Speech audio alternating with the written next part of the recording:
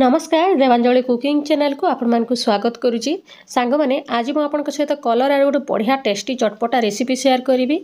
प्रथम आम पैन रे नहीं जावा तेल मु सोरिष तेल यूज करुच्ची। सोरिष तेल गले टेस्टा बहुत भल आसी था। आपण पाखे जब सोरिष तेल ना ताहले नॉर्मल तेल भी करें किसी असुविधा नहीं। तेल रे जीरा सोरिष फुटेदेवा फुटी सारे एवं देदेबा गोटे सुखिला लंका लंका टिके भाजी ही आसिले देदेबा अदा रसुण छेचा। अदा रसुण छेचा देले बहुत भल फ्लेवर आसी था चटपटा फ्लेवर। अदा रसुण पेस्ट आप नहीं पारे किसी असुविधा नहीं। छेचिकी देले फ्लेवरटा आहरी भल आसी था। टिके भाजी नबा कंचा स्मेल कला पर्यंत तापर एबे आमे कटा पियाज देदेबा। टिके अधिका पियाज पड़े भल लगी था। पियाज टिके अधिका पकेइले एबे पियाज को टिके सॉफ्ट हला पर्यंत भाजीबा। बेसी नाली करबानी टिके सॉफ्ट हो जीवो से पर्यंत ही भाजीबा। फ्लेम को मीडियम ही रखिथिबा।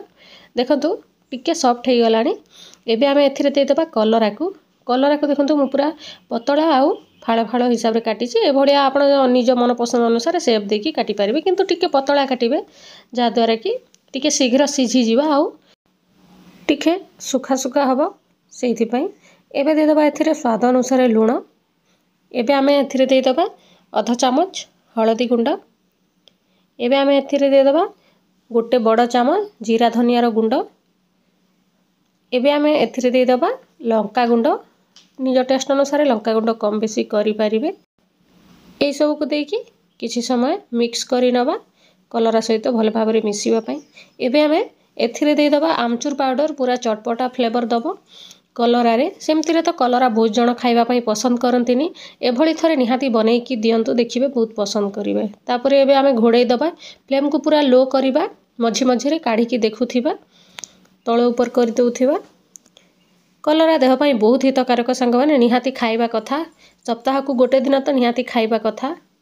आ कलरा तो सेमती पिता लगी थाए पिता पाई ही कलरा खिया जाए।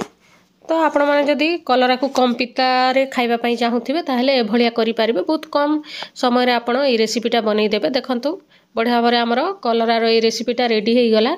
आपण याकू पखाल सहित किंबा गरम भात सहित भी खाइ पारिबे बहुत भल लागिबो देखिबे। देखा आप नेक्स्ट वीडियो रे गोटे नुआ टेस्टी रेसिपी सहित। Thank you for watching.